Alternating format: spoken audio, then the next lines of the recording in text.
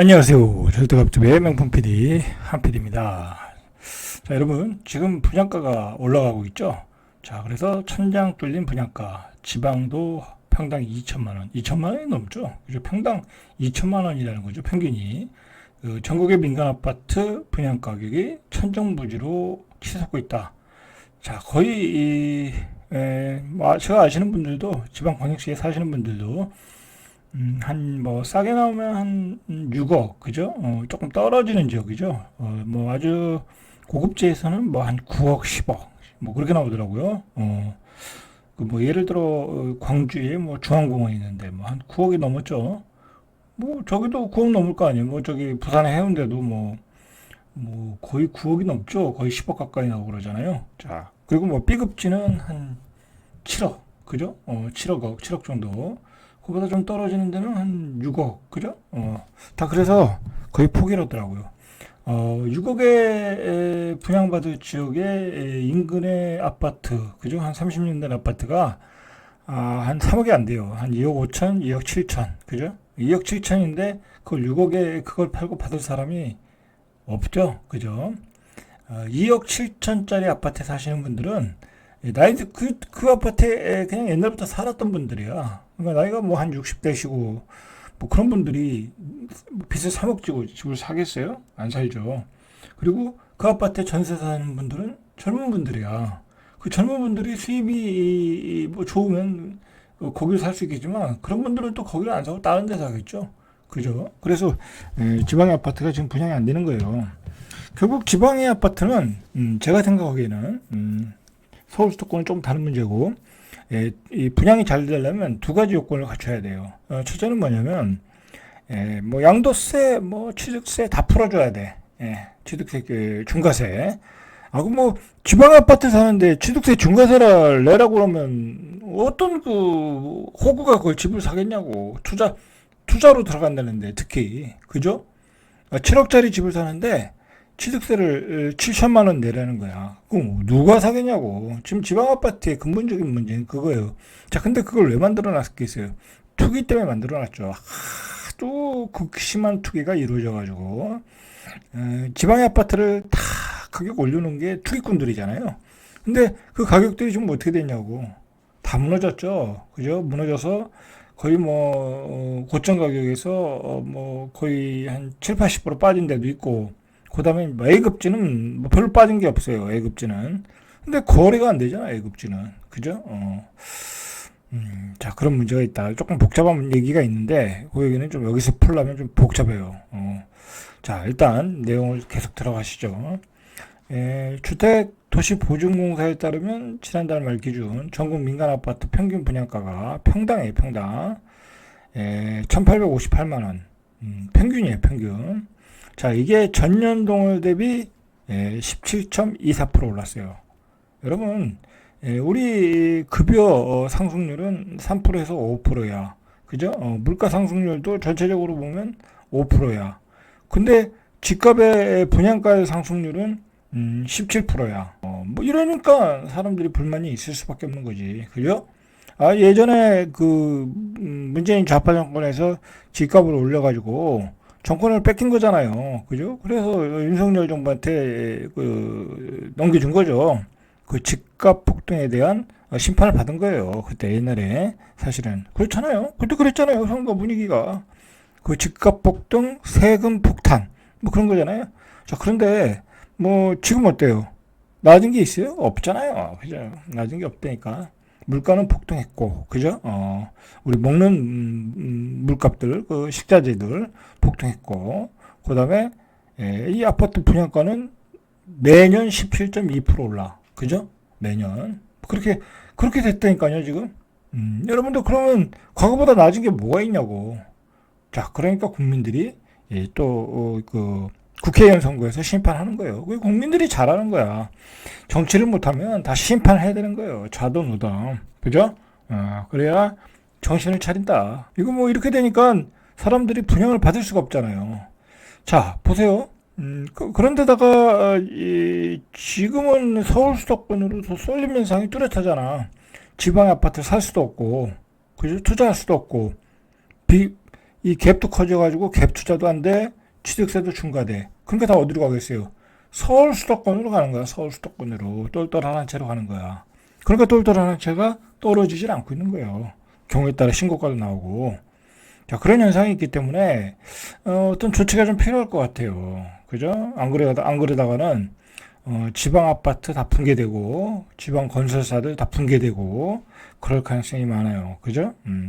지방 아파트는 여러 가지 규제를 좀 더 풀어줘야 돈이 분산이 될 것 같아.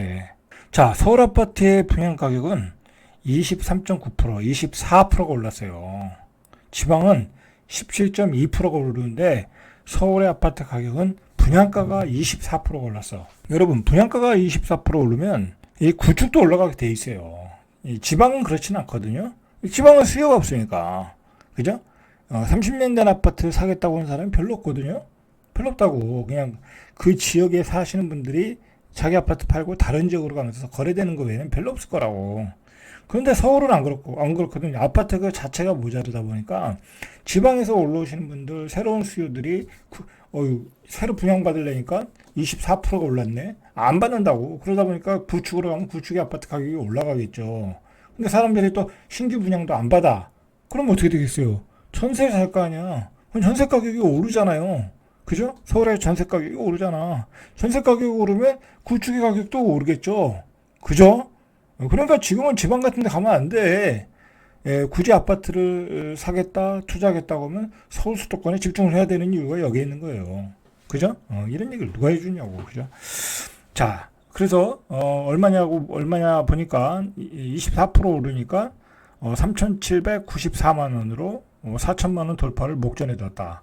여러분, 4천만 원 돌파가 되면 그냥 서울에서 아파트 살려면 13억. 그죠? 그 다음에 뭐 이자, 풀옵션, 뭐 여러 가지 옵션 있잖아요. 에어컨도 넣어야 되고. 그러면은 14억, 한 14억 5천. 뭐 취득세도 어마어마하게 높잖아요. 13억, 14억 되면 그 취득세가 얼마야? 그죠? 자, 그러면 여러분들 14억 5천이 있어야 서울에 아파트 하나 사. 여러분들, 불과 한 7, 8년 전만 해도 내 손에 14억만 있으면 뭐라 그러죠? 파이어족이 되는 거야. 그죠? 그냥 난 뭐 평생 일 안 할래. 그죠? 요즘 결혼도 잘 안 하는데 내 손에 14억 써. 같이 사귀는 여자친구하고 둘이서 14억을 가졌어. 그러면 여러분들 5%짜리 금리를 사면 요즘 뭐 미국의 금리도 또 올라가고 있잖아요. 그럼 미국 국채를 사면 5%라고 해요. 장기 국채 한 10년 이상짜리. 뭐 4.9 막 그렇게 가니까 5%도 했으니까 한전도 5% 했었잖아요. 그러면 30년짜리 아예 사버려 한전. 그러면 얼마예요? 10억이면 내가 한 달에 500만 원 받는 거야. 그죠? 이자를 500만 원 받는 거야. 그러면 아까 14억 있다고 그랬죠? 그러면 14억 가지고 500만 원 받고 4억짜리 집을 사든지, 그죠? 아니면 4억짜리 전세를 사든지.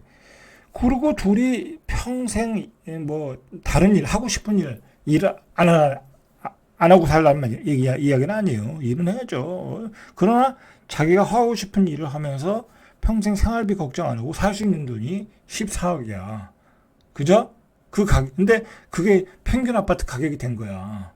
내가 14억 현금 있으면 난 그렇게 살지. 미쳤다고 서울에 아파트 한 채 사고 평생 노예처럼 살겠습니까?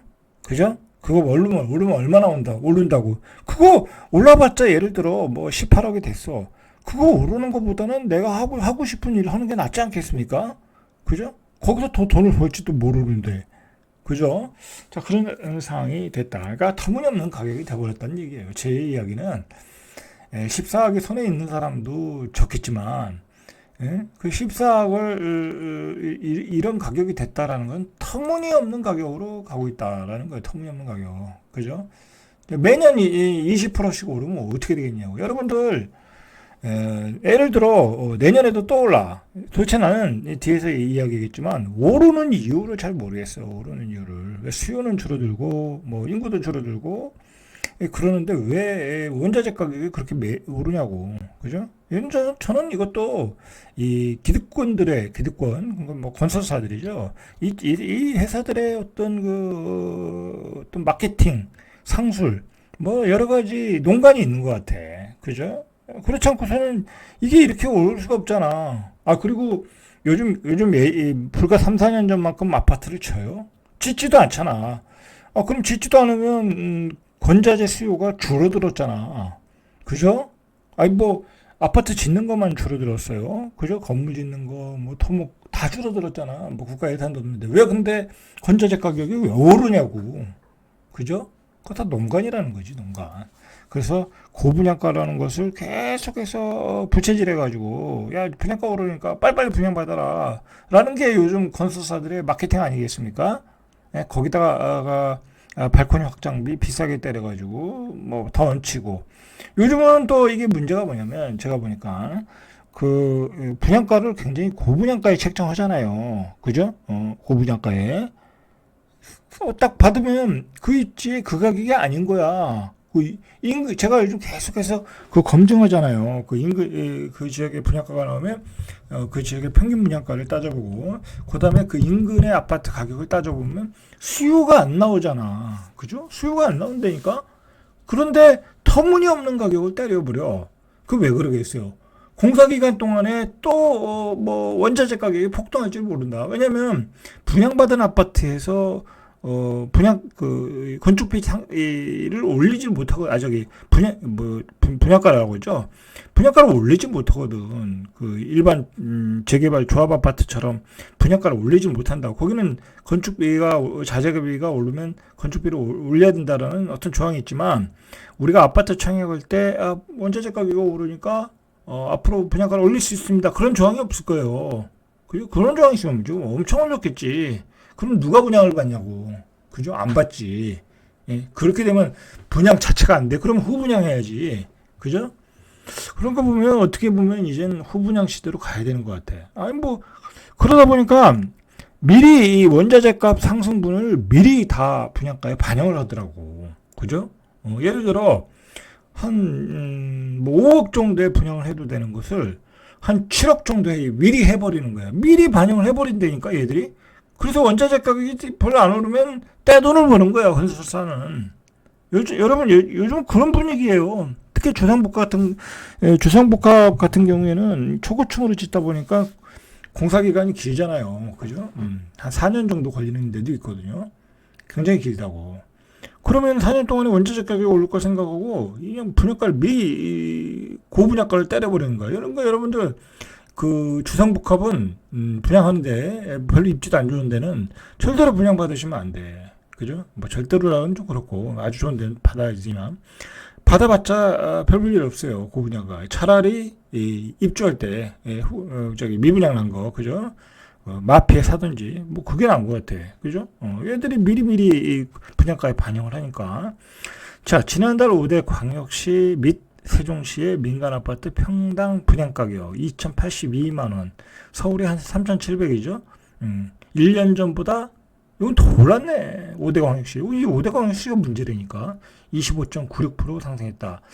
여러분, 이게 참 중요한 얘기인데, 이게 사실은 말이에요. 이 5대 광역시도 이렇게 높은 상승률이 나오고, 서울도 높은 상승률이 나와. 근데 지방은 아까 조금 덜 했잖아요. 17점 몇 프로잖아, 거기도. 이게 사실은, 건축 원자재의 문제가 아니야. 내가 보기에는. 뭐의 문제냐면, 부동산 땅값의 문제야.